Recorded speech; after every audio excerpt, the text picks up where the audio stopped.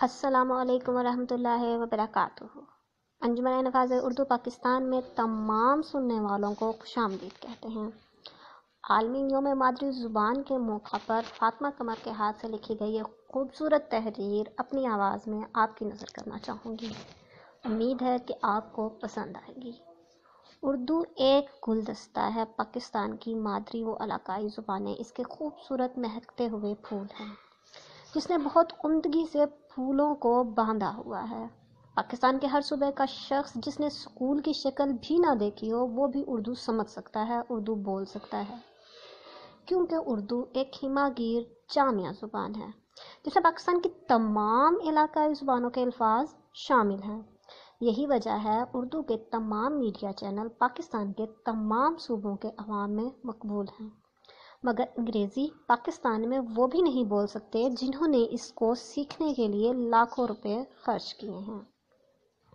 انگریزی پاکستانیوں کے لیے آج بھی اتنی ہی اجنبی ہے جتنی آج سے 100 سال پہلے تھی۔ اردو اور پاکستان کی مادری زبانوں میں ماں اور اولاد کا رشتہ ہے۔ انگریزی ان کے درمیان میں پھپھے کٹنی کا کردار ادا کر رہی ہے، جو خود تو راج کر رہی ہے لیکن مختلف مادری زبانوں کے کچھ شرپسندوں کو آپس میں لڑاتی رہتی ہے۔ پاکستان کے مختلف مادری زبانیں بولنے والے آپس میں جس زبان میں رابطہ کرتے ہیں وہ اردو ہے، اس لیے اردو پاکستان کے تمام مادری زبان کی ماں ہوئی۔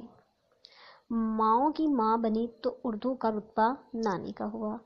ایک بات اور قابل توجہ ہے کہ کسی بھی خاندان نسل کی دوسری یا تیسری پیڑھی میں جا کر مادری زبان تبدیل ہو سکتی ہے، مگر قومی زبان ہرگز نہیں۔ اردو پاکستان کی مادری زبان ہے کیونکہ اردو کی ساخت میں پاکستان کے تمام مادری زبانوں کی آمیزش ہے، اس لیے اردو ہماری قوم کے ڈی این اے میں شامل ہے۔ جی جناب، امید کرتے ہیں کہ سلسلہ آج کی تحریر آپ کو پسند آیا ہوگا۔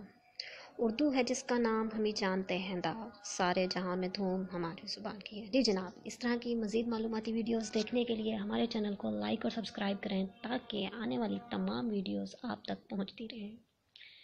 شکریہ۔